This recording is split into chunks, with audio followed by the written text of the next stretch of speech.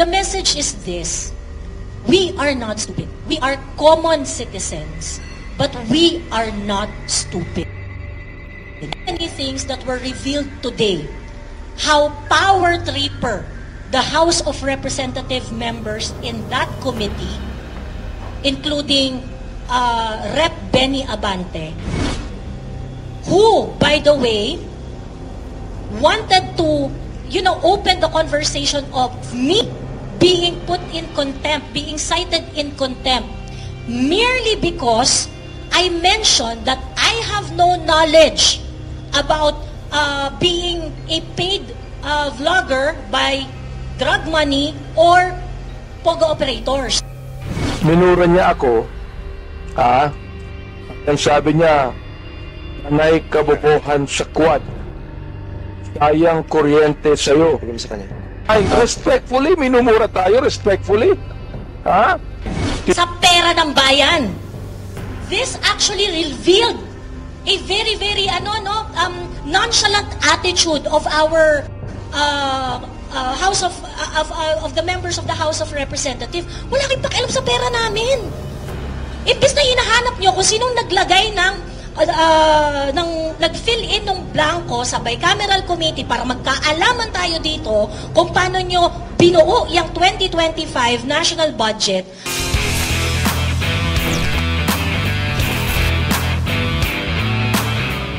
Good afternoon. My name is Joey Cruz, also known as Joie de Vive. Yeah. French name. Ayan. There are several revelations today, and it confirms our hunches that the goal of the House of Representatives, the joint committee that handled the committee hearing, calling us to appear, to share our knowledge on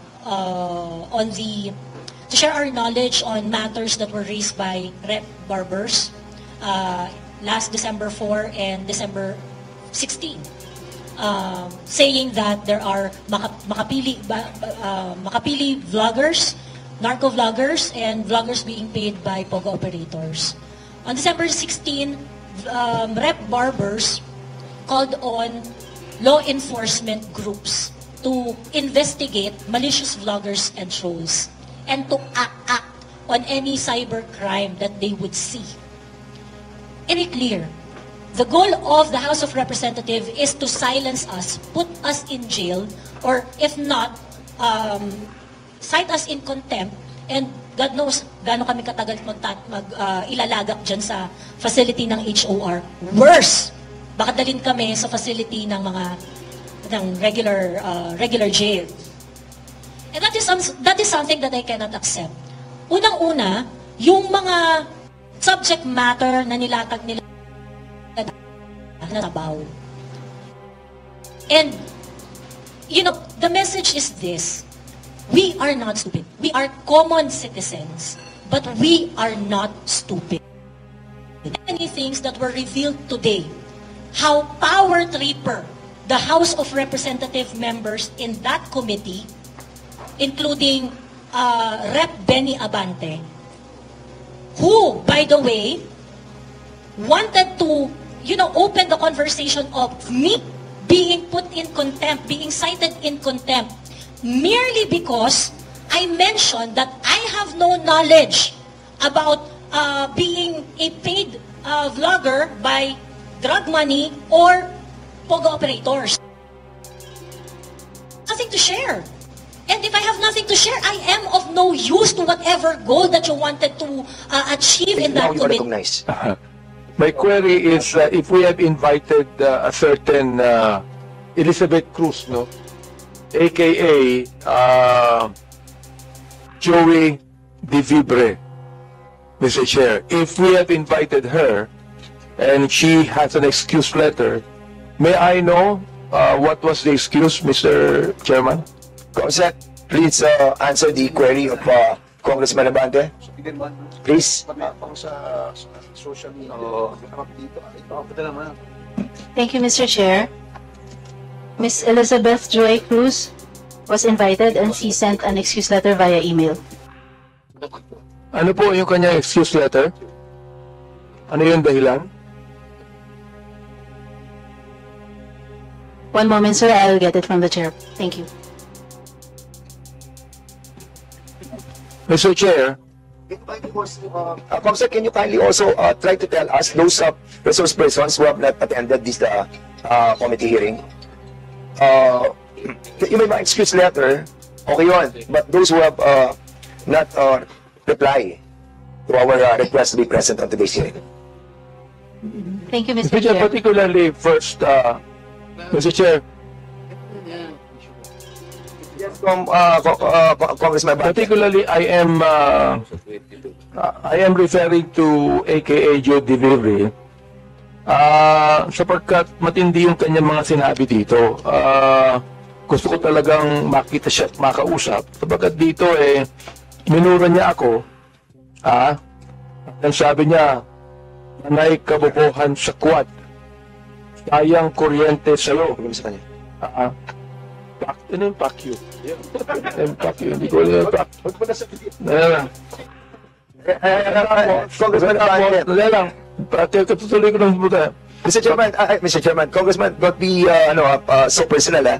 Let's be more comprehensive on this approach. Binabasa ko lang eh. Sige, go ahead. I'll give you Pangalawa, November 13, 2024, nagmura na naman siya. Hindi ko na babanggitin yung mura niya. Tinatanong kung anong legislation ginawa niyo in relation to this. BS. Ano ba yung BS? BS inquiry. Sasagot ka. Swelduhan ka ng taxpayers. Gago. November 3, 2024. Si Benny Abante at si Romel Marbil ay mga protektor ng illegal na droga dahil pilit nilang pinalalabas na hindi ito ganoon kasama. Tapos, sabing ganyan, si Dan Fernandez and Ace Barber's survey are depressing. Alam na nila na matatalo sila sa eleksyon. So what is the hearing for? Smoke screen for the discount. Tinabi ko ito sapagkat matindi po itong mga akusasyon na ibinigay nitong gusto ko nila magbura eh. Hindi na ako bubumura muna. Oo. Kaya kailangan po, itong mga to, ang tatapang nila eh. Ang tatapang sa pagmumura, nang wala tayong kalaban-laban. Ngayon, pag kaharap dito, hindi makaharap dito. Oo. Mga takot din pala yung mga yan eh. Please hold your fire, please. Hindi. I'm on the process of administrative, ano pa lang muna tayo, Congressman Abante. We can tackle that on the interpellation. Mr. Chair, gusto ko lang pong bagitin itong kanyang excuse letter. Nakalagay dito, after meaningful consultation with my lawyers, gumayad pa na abogado. I have decided to respectfully decline. Respectfully? Minumura tayo, respectfully? To share my knowledge on matters. Hindi knowledge ang kailangan natin. The lawyer, this is like... Oo. As the lawyers, kung libelous yung ginawa nyo, may slander. No, nakalagay. I would like to categorically state that I am neither paid by POGO operators. Hindi yun ang pinag-uusapan. Pinag-uusapan natin yung mga sinabi niya. Tapos respectfully, Elizabeth Joey Cruz. Nakikinig po sa atin ngayon, nanonood na. Umarap ka dito, kumatapang ka. Hirap sa iyo nagmumura ka. Nang dyan na wala kaming kalaban-laban. Umarap ka dito. Dito. Namo. Chairman. How can you cite me in contempt if I am just concerned sa pera ng bayan? This actually revealed a very, very nonchalant attitude of our House of the members of the House of Representatives. Wala kayong pakialam sa pera namin. Imbis na hinahanap nyo kung sinong naglagay nag-fill in ng blanco sa bicameral committee para magkaalaman tayo dito kung paano nyo binuo yung 2025 national budget, ang namin. Is that fair? Now, again, it's very clear. This is harassment. This is to silence us. This is really to make us feel intimidated and for us not to talk about public issues. And it can't happen. As a private citizen, ang bala na lang natin, boses natin. And they want that taken away from us, from me. Of course, you have all the resources. What do I have? Me and my mother. And you're going to use your privileges in the House of Representatives para takot-takutin ang taong kagaya ko? Now, ordinarily, I know that, it's easier to fold. It's easier to choose that route. But we realize, yung mga taong kasama ko dito, we realize that if we are going to fold, they are going to do what they are doing to everyone. Why? Because they have done this to retired generals, to men in uniform in active service, to the Vice President of the Philippines, to us vloggers, and they are not going to stop unless we stand up and confront this in the proper forum. So that is why we decided to bring this in a place where there is a level playing field. Doon tayo sa pantay ang laban. Hindi yung duduru-duruin nyo kami dyan, gagamitin nyo yung privilege ninyo, aabusuhin ninyo, gamit ang pera ng bayan kung saan kami rin ang nagpapasweldo sa inyo. It can't continue like this. Hindi po pwedeng ganon. Someone has to say something. And we were put in an opportunity to react. And sabi ko nga po kanina, pinag-isipan po namin ito. Alam po namin na hindi ito madali. But when an opportunity like this happens, it's very important to do the right thing. And I hope a lot of you will also protect your freedom.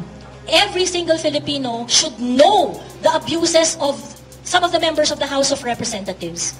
Every single Filipino should know how the budget, taxes na pinaghihirapan natin araw-araw, pinagtatrabuho ng tama at patas, ay binababoy dyan sa Kongreso. And, these are the things that we should all talk about, discuss, and demand transparency and accountability from the people who call shots. Thank you.